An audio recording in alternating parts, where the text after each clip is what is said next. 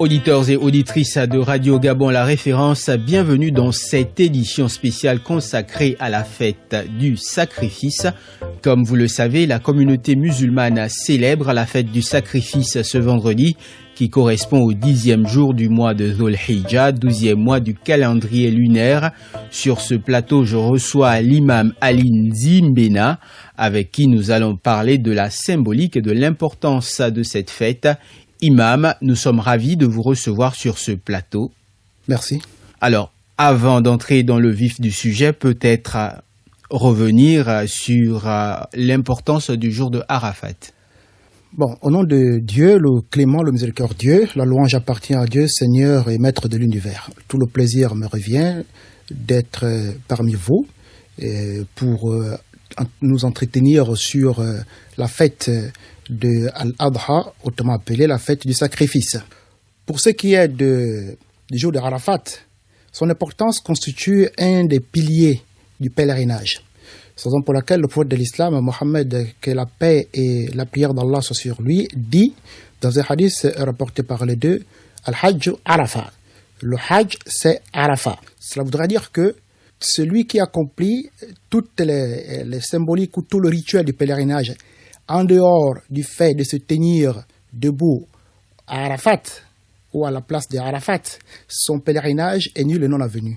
Et donc, le jour de Arafat est pour le pèlerin, qui est donc le 9e jour du calendrier lunaire, le 9e jour du Dhul Hijjah, donc du 10e mois du calendrier lunaire. Pour le pèlerin, se tenir à Arafat, donc à cet endroit, c'est un pilier fondamental pour le pèlerinage, sans lequel, évidemment, le pèlerinage est nul et non avenu. Mais pour celui qui n'est pas en rite ou en rituel de pèlerinage, ce jour revêt aussi une importance capitale en matière de culte, en ce sens que les musulmans, partout dans le monde, qui ont les capacités de jeûner, sont invités à jeûner pour ce jour. Et la récompense est immense. C'est-à-dire, le prophète de l'islam nous dit, dans le hadith que rapportent les deux, les mêmes Al-Bukhari et Muslim, que le 9e jour de Arafat, qu'on appelle Arafat, du calendrier lunaire de Dhul Hijjah, donc le 12e mois du calendrier lunaire, jeûner ce jour a pour récompense l'expiation d'une année de péché passé et à venir. Donc c'est un culte, cela constitue aussi toute la symbolique de ce 9e jour.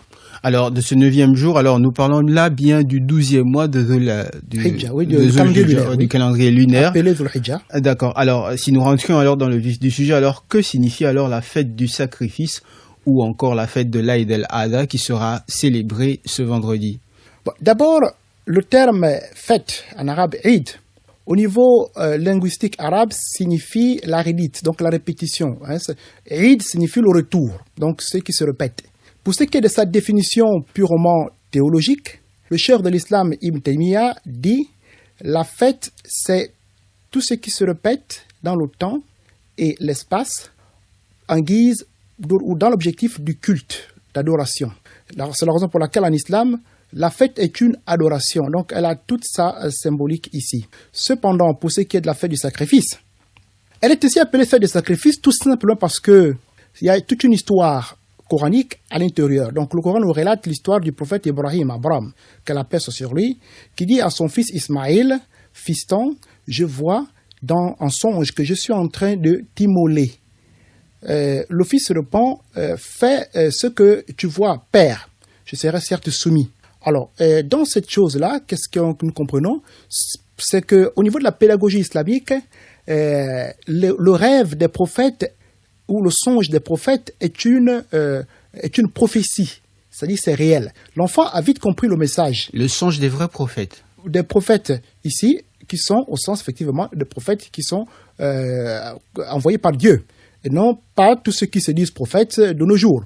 Voilà, ils sont confirmés dans le Coran. Alors donc leur songe est une prophétie, donc c'est une parole ou un message divin. Et c'est ainsi que l'enfant a obéi à l'ordre divin. Alors, donc, le père est allé avec son fils pour matérialiser son songe. Seulement par la grâce divine, cela était donc tout simplement une épreuve de la foi d'Abraham s'il pouvait sacrifier son fils qu'il aimait tant pour la cause de Dieu. Alors, c'est ainsi qu'au moment là où il était sur le point de faire le sacrifice, Dieu dit dans le Coran, alors, et nous le rançonnâmes par un bélier important, un grand bélier. Donc, en contrepartie de cela, Dieu l'a recommandé plutôt d'immoler une bête du bétail à la place de son fils. Et c'est resté depuis là, donc pour la communauté musulmane, toute une symbolique en matière de fête. Donc, nous célébrons cette fête pour matérialiser non pas seulement la symbolique du sacrifice que je viens de relater, mais qui constitue en fait la symbolique de la foi, pour représenter et faire comprendre, ou mettre en nous cette notion, nous rappeler la notion selon laquelle Dieu est au-delà de tout. Et donc, on est capable de savoir que l'amour que nous avons pour Dieu est au-dessus de l'amour que nous pouvons avoir pour une créature. Donc, cela fait partie, entre autres, de toute la symbolique. Et donc, nous célébrons cette fête pour revenir sur la substance de la question. Nous célébrons la fête du sacrifice pour beaucoup de raisons, parmi lesquelles la symbolique du sacrifice signifiant ici que nous reconnaissons que notre foi ou nous rappelons que notre foi doit être au-dessus du matériel. D'accord. Et non autre chose. Ensuite, il y a là-dedans toute la symbolique spirituelle. C'est-à-dire que c'est l'occasion pour nous, par cela, de nous rappeler le fait selon lequel la foi au monothéisme de Dieu, que Dieu est le seul qui mérite le culte de l'humanité ou de la créature. Et donc, c'est justement, vous voyez ici qu'il y avait dans cette histoire le fait de placer Dieu au-dessus de tout. Et donc, c'est le seul que nous devons adorer.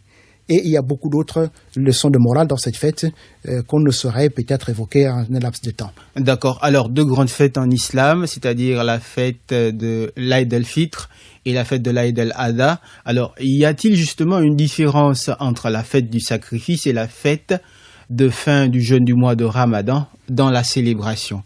Bon. Comment se célèbrent ces deux fêtes? Il y a fondamentalement de points communs et de points divergents.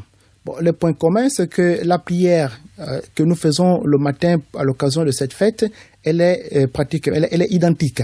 Ce sont des points communs. Bon, il y a la réjouissance qui fait partie des points communs de ces deux fêtes-là. Et donc, il y a la façon de prier qui est un point commun. Il y a la réjouissance. Il y a la façon de se rendre visite, de partager. Il y a l'esprit du partage qui rentre aussi dans la symbolique de ces fêtes musulmanes. L'esprit du partage. Tout simplement, c'est que les points qui sont divergents ne sont pas nombreux. Je peux citer, entre autres, c'est que durant la fête du sacrifice, il y a l'obligation pour le musulman qui a les moyens de sacrifier une bête du bétail. Voilà. Et pour celui qui n'en a pas, il n'est pas du tout tenu. Voilà. Par contre, la fête de la fin, marquant la fin du Ramadan, il n'y a pas obligation, comme beaucoup souvent confondent, de sacrifier une bête de bétail. Voilà. Et puis, l'expression sacrifice, ici, il sied que nous précisions une chose ici. C'est que le sacrifice est loin des tabous des Gabonais. Voilà. Il s'agit simplement d'immoler, non pas pour le sang qui coule, mais pour la cause de Dieu, parce que le Coran dit ni la chair ni le sang que vous immolez n'atteindra Dieu ou n'atteindront Dieu, mais c'est la piété que vous exprimez qui atteint Dieu. Exactement. Voilà. Donc, c'est entre autres c'est les différences qu'on peut évoquer et points communs sur ces deux fêtes. Alors justement, en parlant toujours de ces deux fêtes, on observe souvent des comportements. On exige par exemple que, par exemple, lors de la fête de l'Aïd el-Adha, il est par exemple exigé de ne pas manger, par exemple, avant la célébration de la prière. Bon. Mais c'est le contraire avec la fête, par exemple, oui, bon, c'est pas une exigence, mais c'est pas une exigence, mais c'est tout simplement de bonne loi, une recommandation spirituelle uniquement pour celui qui sacrifie. Voilà. Donc, celui qui ne sacrifie pas la bête n'est pas tenu de cela. Celui qui sacrifie la bête n'est pas tenu de cela. Celui qui ne sacrifie pas la bête n'en est pas tenu. D'accord. Par contre, celui qui sacrifie, il y a un rite qui lui est conseillé. D'accord. Évidemment, n'étant pas obligatoire. Par exemple, durant ces 10 jours qui précèdent la fête de l'immolation du sacrifice, il est conseillé ou recommandé aux croyants qui a l'intention de sacrifier une bête pour la cause de Dieu, et non pour autre chose, de s'abstenir, de se couper les cheveux, de se tailler les ongles. Voilà, donc cela fait partie, entre autres, des choses qui sont recommandées pour celui qui a l'intention d'immoler une bête du bétail. D'accord. Alors, justement, qu'est-ce qui est recommandé aux musulmans ce jour dans le cadre de la célébration de la prière et de l'immolation? Est-ce qu'il y a une catégorie d'animaux à immoler ce jour-là? Fondamentalement, il y a une catégorie d'animaux à immoler. D'abord, on doit comprendre qu'en islam, l'immolation des animaux à l'occasion de la fête du sacrifice est propre ou restreinte aux bêtes du bétail. Voilà. Donc, lorsque nous parlons du bétail, ici, il s'agit des camalidés, de la viande bovine, des caprins et des ovins. Et donc, c'est-à-dire, en français facile, ce sont les chameaux, les bœufs et les moutons qui sont conseillés à immoler en ce jour. Voilà. Donc, il y a des critères, des conditions qu'il faut respecter. Ces animaux ne doivent pas être malades, ne doivent pas avoir des cornes qui sont cassées, des pattes cassées, etc. Donc, sains, au sens de S-A-I-N. Alors, ce sont ces animaux-là qui sont conseillés. Tout simplement, il y a une chose qu'on doit savoir, c'est que, est-ce qu'il y a une échelle de valeur par rapport à l'importance de l'immolation de ces animaux? Bon, il y en a qui disent que l'essentiel, c'est l'intention et autres. Oui, c'est vrai, l'intention compte. Seulement, il y a effectivement une échelle de valeur pour celui qui a les moyens. Voilà, si 3 personnes ont les moyens de sacrifier une bête le jour de la fête, une ayant le moyen de sacrifier, par exemple, le chameau, préfère le mouton, mais il n'aura pas même récompense que celui qui a sacrifié le chameau. Donc, c'est par l'importance des animaux à sacrifier que s'y est, donc, l'échelle des valeurs, laquelle échelle aussi dépend de la récompense d'Allah. Tout simplement, que celui qui n'a les moyens que de sacrifier le mouton, il a toute sa récompense qui vaut pour le sacrifice de ce mouton. Quand on parle de mouton ici, il y a, par exemple, les ovins et les caprins. Les ovins, il y a des conditions d'âge. Les caprins, il y a des conditions d'âge. Pareillement pour les camalidés et les bovins.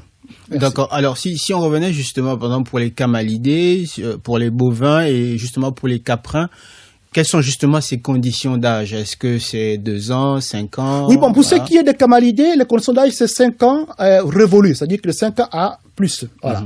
Pour ce qui est des bovins, c'est 2 ans révolus. Donc, entrant dans la 3e année. D'accord. Et pour ce qui est des caprins, c'est 1 an révolu. Et pour ce qui est des ovins, c'est 6 mois révolus. Alors, est-ce que justement, parce que là, on parle plus ou moins de la santé de l'animal, est-ce que quelqu'un, par exemple, qui ne respecterait pas, on va dire, ces critères, son sacrifice ne serait pas agréé? Fondamentalement, voilà. Et donc, parce que pour Dieu, on doit donner ce qui est meilleur. C'est cela où réside toute la symbolique de ce sacrifice-là. D'accord, donc ici on va en appeler plus ou moins peut-être à la responsabilité de ceux qui vendent également ces animaux. La responsabilité, je dirais, elle est partagée. Voilà. Elle demande la vigilance de celui qui va acheter l'animal pour sacrifier. Voilà, ça c'est une première chose. Mais aussi la vigilance du vendeur. Au-delà même, la vigilance même des autorités étatiques, parce que la santé de tous en va de soi. D'accord. Alors, justement, qui doit immoler? Est-ce tous les musulmans et comment se déroule l'immolation? Bon, l'immolation, elle est recommandée aux musulmans qui ont les moyens.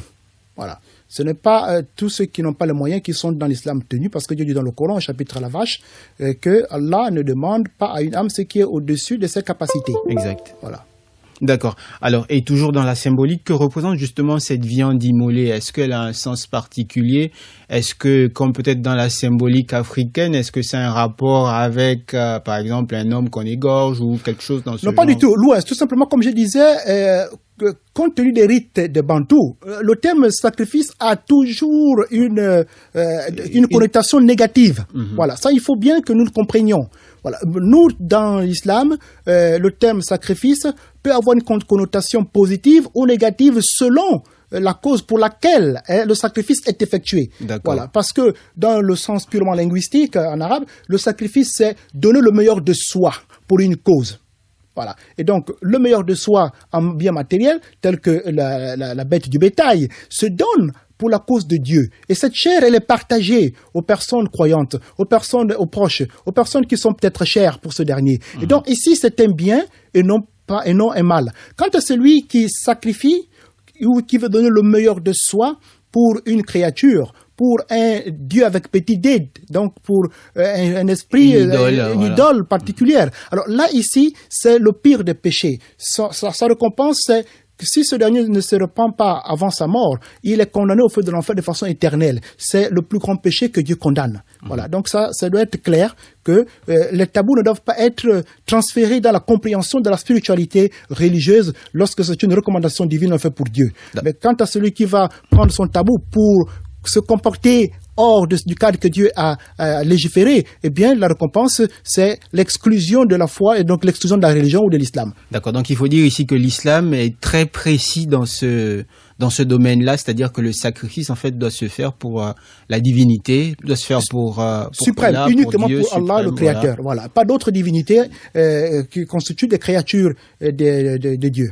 Voilà. D'accord. Alors, est-ce qu'il y a des conséquences, par exemple, pour celui qui est dans l'obligation d'immoler, mais qui n'immole pas?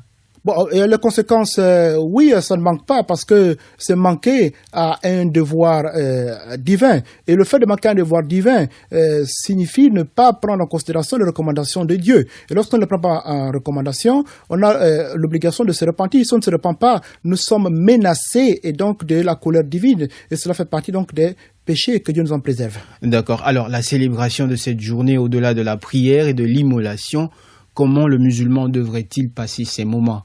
Oui, en fait, c'est aussi vraiment une question très importante. Ces moments doivent se passer dans l'esprit d'abord de la crainte de Dieu. Parce que dans beaucoup de pays aujourd'hui, certains pensent que la fête voudrait dire le libertinage. Déviance. Et la déviance, ce qui n'est pas le cas dans l'islam. Alors, c'est d'abord le moment pour nous, un temps soit peu, de réfléchir, de méditer, de comprendre, de se faire une autocritique. Alors, là où nous venons, là où nous partons, les jours, c'est Dieu qui les connaît, combien de temps allons-nous vivre encore sur terre. Et donc, c'est le moment de remercier Dieu, de marquer sa gratitude spirituelle auprès d'Allah, le Créateur, de le remercier. C'est le moment aussi de comprendre la sagesse de la symbolique de la fête. Entre autres, il y a le partage. C'est le moment d'enlever en nous ce qui habite comme mal, à l'instar de la haine, à l'instar de la colère et autres, de se rendre compte que ce temps, il est éphémère, que Dieu nous a accordé sur terre. Ça ne sert à rien d'avoir des rancœurs, des haines. On doit partager pas seulement le matériel, mais le pardon et le spirituel. D'accord. Alors, une célébration particulière marquée par une pandémie, la pandémie de Covid-19. Alors, la prière, comment va-t-elle se faire lors de la célébration de cette fête? Alors là, Monsieur Issa, je vous dis que la pandémie de Covid-19 doit être comprise pour le croyant comme une épreuve d'abord. Et en islam, le prophète de l'islam, Mohammed sallallahu alayhi wa sallam, dit dans le hadith que nous rapporte l'imam al-Bukhari et Muslim, la situation du croyant est meilleure dans tout ce qu'il fait ou subit. Et cela n'est admis qu'aux croyants. Si un bien l'atteint, il remercie Dieu et cela est meilleur pour lui. Si un mal l'atteint, il patiente et cela il en est rétribué.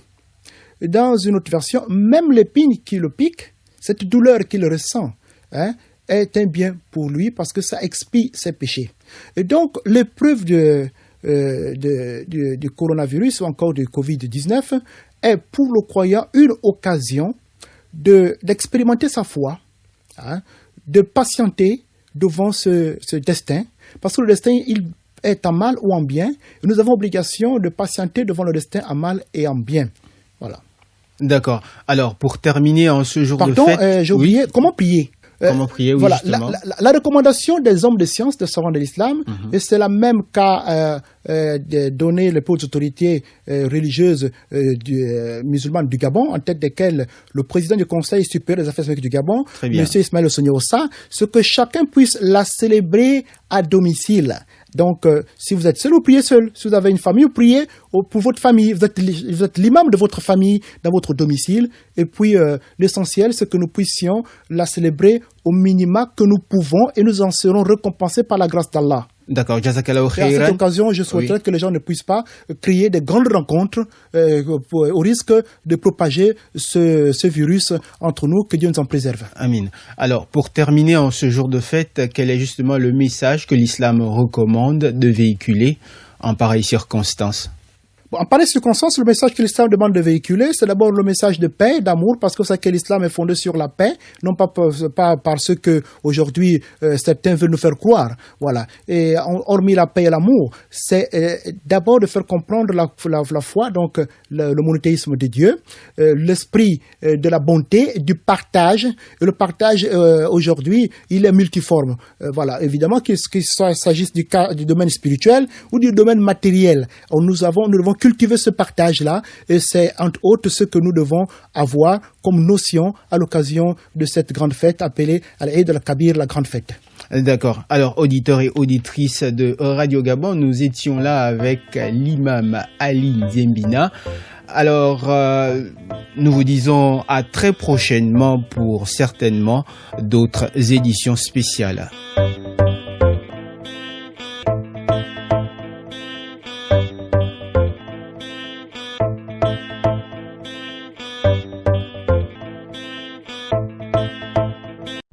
Vous êtes câblé sur Radio Gabon émettant de Libreville, 88.7, 96.5 FM. Où que vous soyez, nous sommes avec vous.